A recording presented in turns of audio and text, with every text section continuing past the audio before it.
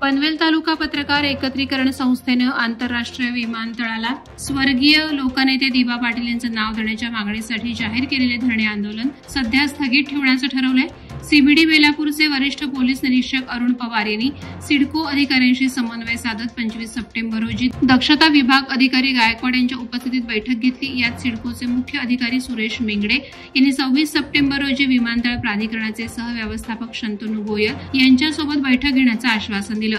योग्य तो निर्णय न झाल्यास त्वरित धरणे आंदोलन करण्यात येईल असा आक्रमक इशाराच पनवेल तालुका पत्रकार एकत्रीकरण संस्थेच्या शिष्टमंडळानं दिला। पत्रकार एकत्रीकरण संस्थेच्या समन्वयक कमिटीने विविध मान्यवरांची भेट घेत ही कैफियत मांडली होती। नुकतेच मुंबई येथील नंदगिरी शासकीय विश्रामगृह येथे केंद्रीय राज्यमंत्री नामदार रामदास आठवले यांचीही भेट घेण्यात आली। यावेळी आठवले यांनी तात्काळ संबंधित विभागाच्या केंद्रीय नागरी हवाई उड्डाण राज्यमंत्री मुरलीधर मोहोळ यांना तात्काळ फोन करून पनवेलच्या पत्रकारांची भूमिका समजावून सांगितली। याबाबत आठवले साहेबांसोबत सकारात्मक चर्चा झाल्याचे शिष्टमंडळाकडून सांगण्यात आले आहे।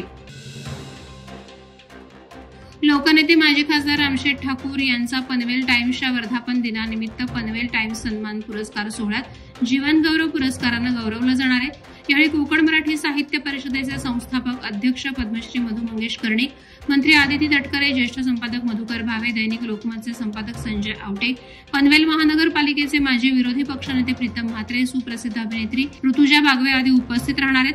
या प्रसंगी पनवेलचे नाव उंचावणाऱ्या व्यक्ती आणि संस्थांना पनवेल टाइम्स सन्मान पुरस्कारानेही मान्यवरांच्या हस्ते सन्मानित केलं जाणार आहे।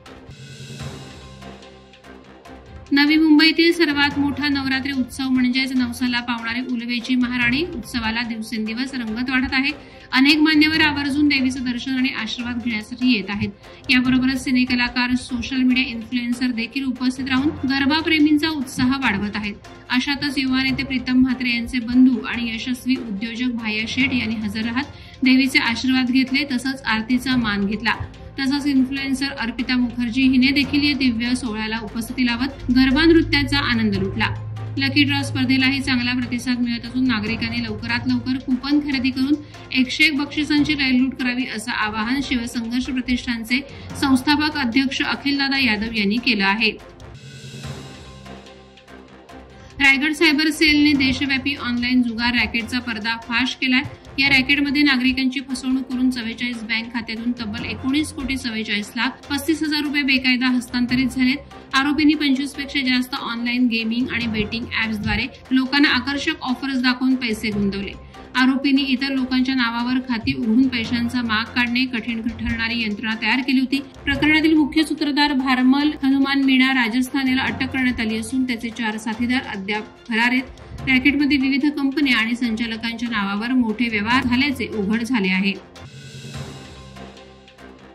पेण तालुक्यातील तांबडी आदिवासीवाडी येथे भीषण अपघात झाला। दगडखाणीतील गौण खनिज घेऊन जाणाऱ्या डंपरनं दुचाकीला जोरदार धडक दिली। या अपघातात दुचाकीस्वार नाम्या निरगुडा वय 35 गंभीर जखमी झाला असून शस्त्रक्रियेदरम्यान त्याचा एक पाय कापावा लागला। मोतीराम तलावाजवळ हा अपघात घडला। धडक दिल्यानंतर डंपर चालक फरार झाला असून पोलिसांनी गुन्हा दाखल करून शोध सुरू केलाय। परिसरात डंपर वाहतूक मोठ्या प्रमाणात सुरू असून गावकऱ्यांनी निष्काळजी वाहन चालकांवर नियंत्रण आणण्याची मागणी प्रशासनाकडे केली आहे। सध्या नवरात्रोत्सवाची धूम सुरू आहे। देवीच्या दर्शनासाठी भाविकांची रेलचेल नवरात्रोत्सवाच्या ठिकाणी पाहायला मिळते आहे। नवरात्रोत्सवाचे औचित्य साधून शिवसेना प्रणित नवरात्रोत्सव मंडळ रांजणपाडा चिरनेर गावच्या तरुणांनी शिवसेनेचे तालुका प्रमुख संतोष ठाकूर यांच्या मार्गदर्शनाखाली 3.5 शक्तीपीठांचा देखावा साकारला आहे। हुतात्म्यांच्या पावनभूमीत सोन पावलांनी आलेल्या 3.5 शक्तीपीठांच्या दर्शनासाठी भाविकांची अलोट गर्दी होत आहे। कोल्हापूरची महालक्ष्मी, तुळजापूरची भवानी आणि माहूरची रेणुका ही 3 पूर्ण शक्तीपीठे असून वणीची सप्तशृंगी ही अर्धे पीठ मानले जाते। 1930च्या चिरनेर जंगल सत्याग्रहाच्या लढ्याचा 95वा हुतात्मा स्मृती दिन चिरनेर येथे साजरा झाला। यावेळी उरण पोलिसांच्या वतीनं हुतात्मा स्मृती स्तंभाजवळ बंदुकीच्या फैरी झाडून बिगुल वाजवून शासकीय मानवंदना देण्यात आली। परंतु देशाच्या स्वातंत्र्यासाठी बलिदान देणाऱ्या हुतात्म्यांच्या स्मृतिदिन कार्यक्रमाकडे राज्याचे कॅबिनेट मंत्री नामदार भरतशेठ गोगावले यांनी पाठ फिरवल्याने नागरिकांच्या मनात नैराश्याची भावना होती। मानवंदना आणि हुतात्मा स्मृतिदिन कार्यक्रम मावळचे खासदार श्रीरंग बारणे यांच्या अध्यक्षतेखाली पार पडला। त्यावेळी हुतात्म्यांच्या वारसांचा सन्मान करण्यात आला। ग्रामीण भागातील सर्वात मोठी आणि ऐतिहासिक वारसा असलेल्या ग्रुप ग्रामपंचायत हद्दीतील चौक बाजारपेठमधील अतिक्रमण आणि बेकायदेशीर फेरीवाला यांना हटवण्याचे काम सार्वजनिक बांधकाम विभागाने चौक ग्रामपंचायतीच्या मदतीने केलं। या रस्त्यावर अतिक्रमण वाढलं होतं। गटारावर अतिक्रमण करून फेरीवाले बसू लागले। वाहन पार्किंग नसल्याने गाड्या रस्त्यावर उभ्या राहू लागल्या। बाईक स्वारांची बेशिस्ती वाढली। अधिकृत रिक्षा स्टँड नाही, त्यामुळे वाहतूक कोंडी नित्याचीच झाली होती। मात्र अतिक्रमण आणि अनधिकृत फेरीवाले हटवल्याने चौक बाजारपेठेने मोकळा श्वास घेतला आहे।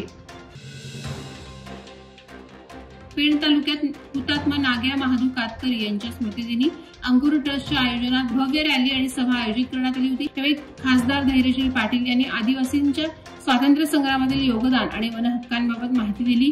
ज्येष्ठ सामाजिक कार्यकर्ते डॉक्टर वैशाली पाटील यांनी आदिवासींच्या उत्पन्नाचा मार्ग मजबूत करण्यासाठी सामूहिक वन हक्काचा आराखडा आवश्यक असल्याचं सांगितलं। सभा आणि रॅलीत हजारो आदिवासी पारंपरिक वेशभूषेत सहभागी झाले। सहाय्यक प्रकल्प अधिकारी तेजस्विनी गलांडे यांनी वन हक्कांच्या कार्यवाहीस आश्वासन दिले आहे।